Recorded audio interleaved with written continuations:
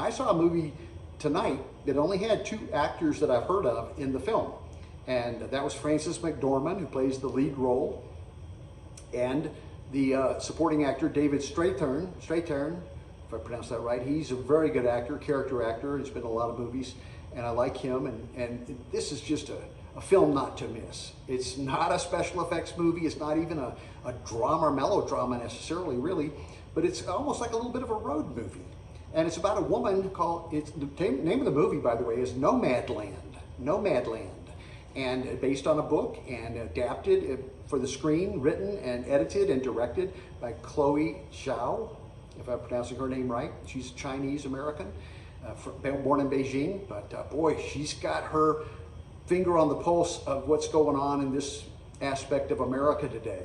And it's a film about a woman who has worked hard her life, had a husband who passed away, worked very hard in a little town in Nevada where they were doing sheetrock and that sort of thing, gypsum, and it dried up. The business dried up, the town dried up, and it just went away. The zip code went away. So then suddenly she is abandoned, you know, she tries to stick around, but there's no town anymore.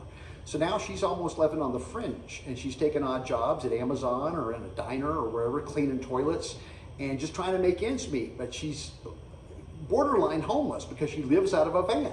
And it's a van she's constructed almost like a home on wheels. She's got all her little built-in conveniences and things she likes, but she's living on the edge of poverty. This woman is destitute, yet she's not given up on life or herself. And she has a good heart, and she pushes on. And she congregates with people in these camps where they set up their, you know, camping arrangements or whatever. Some of them have vans they live out of. And this is people that can't afford to live the life a lot of people do live in the middle class and up above that in America, that have homes or an apartment at the very least. And so it's a heartbreaking story. There's so many heartbreaking scenes in this movie. I mean, I can't tell you, it touched my heart tremendously. And Frances McDormand is just a treasure as an actor, I should say. Actress, that's kind of a dumb word. She's an actor, and she's very, very good in this role. And she produced it, co-produced it, along with the director who co-produced. And I urge you to see it. Right now, it's at the theater. It's one of the few films out there that I thought was worth going to see, and I'm so glad I went to see this one. There's 1 or 2 others, but most of them are the Hollywood shtick, which people don't talk like people do in real life. In this film I'm just referring to, Nomadland, people talk very much the way they would in real life. Very authentic script and dialogue. Very, very true to the way, so it's almost like a documentary where you're eavesdropping on this woman and the travels. She travels not only from Nevada, but down to Arizona, to California, to South Dakota, the Black Hills, and to Nebraska. And you see some beautiful, beautiful outdoor images where she's living outdoors mostly. Some images of America I've never seen before in my life. My hat's off to this young woman director, Chloe Zhao.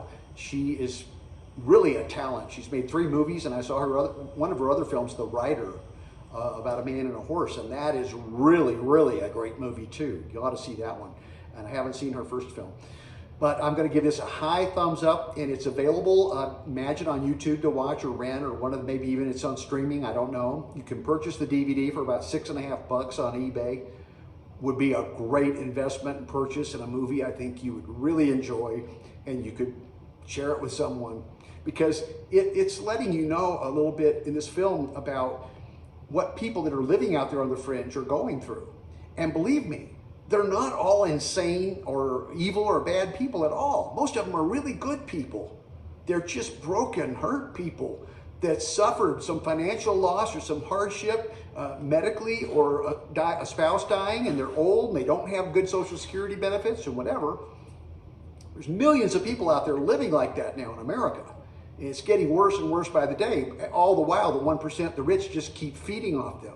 It's a horrendous situation we have politically in the United States and in the world, where the rich just are obscenely rich and don't give a hoot about people down at the very bottom that are struggling so hard to make it today in the world.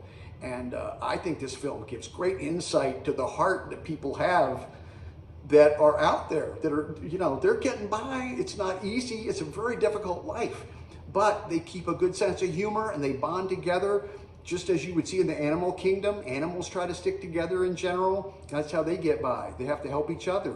And that's what these people do. They help each other. They're not out there trying to do anybody in. It's just like everybody is really realizing they're not going to make it if they don't help one another. So the bottom line is cooperation is where it's at, not competition, as we see so much in the world, city life, in the world that I've lived in most of my life. A lot of competition drives everything. Got to get out there and beat out the other guy and get the dollar and all that. And there's a lot of philosophical ideas discussed in the film. That's not really what the film's about, but there's a lot of material, ideas that you could just pause the film and just have a discussion with the person maybe you're watching the film with. You know, maybe if you watch it a second time, that'd be a good way to do it. I do that a lot with my partner. We'll stop the film and just talk about something that's going on in the movie that we think's worth talking about.